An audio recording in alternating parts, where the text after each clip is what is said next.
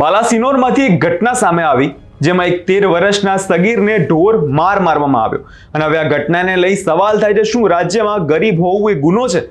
અને હવે આ જ મુદ્દે એડવોકેટ મેહુલ બોગરા મેદાને આવ્યા છે અને તેમને શું કહ્યું છે તેની વિગતે ચર્ચા કરીશું. નમસ્કાર, હું છું પ્રથમ મોદી, આપ જોઈ રહ્યા છો નિર્ભય ન્યૂઝ. મહીસાગર જિલ્લાના બાલાસિનોર તાલુકાના લીંબેચી માતાના મંદિરમાંથી ચાંદીની પાદુકા ચોરી કરવાના કેસમાં શંકાના આધારે એક સગીરને પીઆઈ દ્વારા ઢોર માર મારવામાં આવ્યો. શંકાના આધારે તેને પટ્ટા વડે ખૂબ જ માર મારવામાં આવ્યો અને માર મારવાના મામલે વિદ્યાર્થીને શારીરિક ઈજાઓ પણ થઈને તેને તાત્કાલિક હોસ્પિટલ દાખલ કરવો પડ્યો, જેના કારણે હવે મામલો ગરમાઈ ગયો છે. અને આ જ મુદ્દે હવે મેહુલ બોગરા મેદાને આવ્યા છે અને તેમને શું કહ્યું છે પહેલા તે સાંભળી લઈએ. તમારી કથની બહુ સારા ભાષણો અને ભગવદ ગીતા તમે ગાવ છો ભાષણોમાં, પરંતુ જો તમારી કથની હોય એવી જ કરણી હોય ને તો બાળકને ચોક્કસથી ન્યાય અપાવજો. અલી હુઝુર કી તો લગતી દુઆઓ જૈસી, હમ દુઆ ભી દે તો લગે હે ગાલી. તો અહીંયા એક સારું સૂચન કરેલું એ પણ ગાલી સમાન લાગ્યું અને આપણને બ્લોક કરી દીધા. આ વિડીયો સોશિયલ મીડિયામાં ટેગ મારફતે મારી પાસે આવ્યો.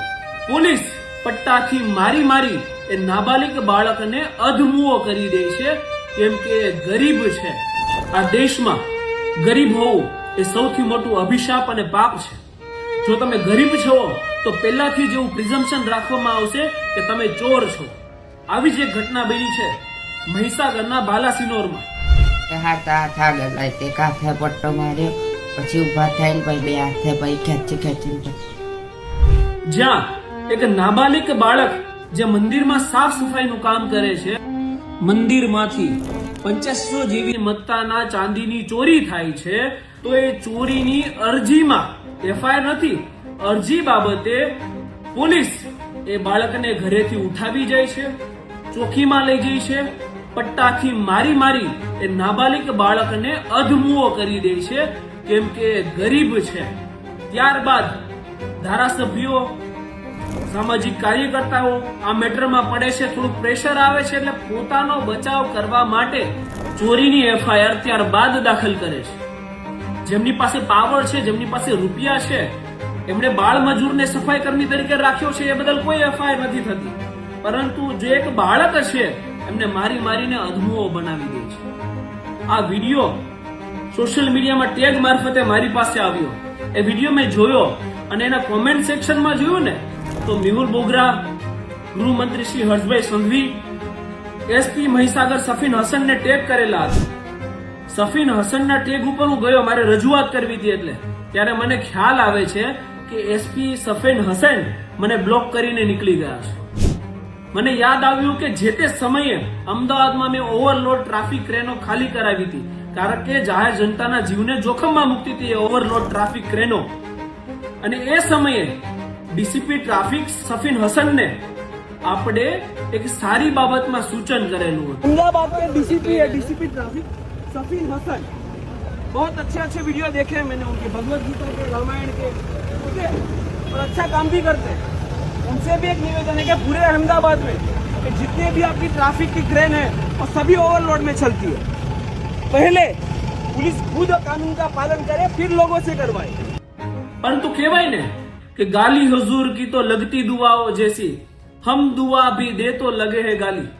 તો અહીંયા એક સારું સૂચન કરેલું એ પણ ગાલી સમાન લાગ્યું અને આપણને બ્લોક કરી દીધા.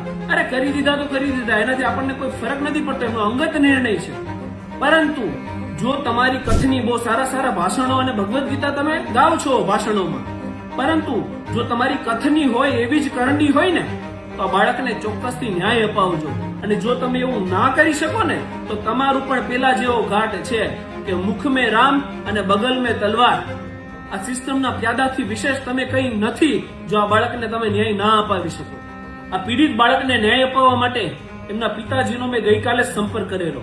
પરંતુ કહેવાય ને કે ગરીબ હોય ને એ ભયભીત વધારે હોય, કારણ કે એમની પાસે ફિનાન્શિયલ સપોર્ટ ના હોય અને ગરીબ ઉપર ધમકી વધારે કામ કરે, એટલે કોઈના કોઈ જગ્યાએ મને ડરેલા લાગ્યા. પરંતુ એ ગરીબ પરિવારને હું ચોક્કસથી એવું કહીશ કે હું માત્ર 1 રૂપિયો ફીની અંદર તમારો કેસ લડીશ. જો 2 દિવસની અંદર આપની એફઆઈઆર દાખલ કરવામાં ના આવે તો મેહુલ બોગરાએ તમે ફોન કર્યો તો એ જ નંબર ઉપર મને સંપર્ક કરજો. હું માત્ર 1 રૂપિયો ફીની અંદર હાઈકોર્ટમાં રીટ દાખલ કરી અને તમારી એફઆઈઆર ચોક્કસથી કરાવીશ. અને આ જે સિસ્ટમની અંદર ચોરો બેઠા છે ને, એ ચોરોની શાન બધી જ ઠેકાણે લાવીને રહીશું. અને ગૃહમંત્રી હર્ષભાઈ સંઘવીને પણ એક વિનંતી છે કે આ ધારાસભ્યોને પણ જનરલ જવાબ આપે છે કે તપાસ કરશું. આ નાના બાળકને મારવા પહેલા એને કઈ તપાસ કરી હતી તો કે નથી કરી. તો જો એના પોલીસ વાળા છે, જે એમની સાથે સહકર્મચારીઓ છે, સાથે કામ કરે છે, એમના ઉપર ગુનો દાખલ કરવાનો આવે ત્યારે કેમ તપાસ કરવી પડે છે? તો આ ધારાસભ્યોને પણ જનરલ જવાબ આપે છે કે તપાસ કરીને કાર્યવાહી કરીશું. તો આ સમગ્ર સિસ્ટમ ધીમે ધીમે બાબુ રાજ એટલે કે રાજ્ય સેવકોના રાજ હેઠળ જાય છે અને કંટ્રોલ કરવી અત્યંત આવશ્યક છે.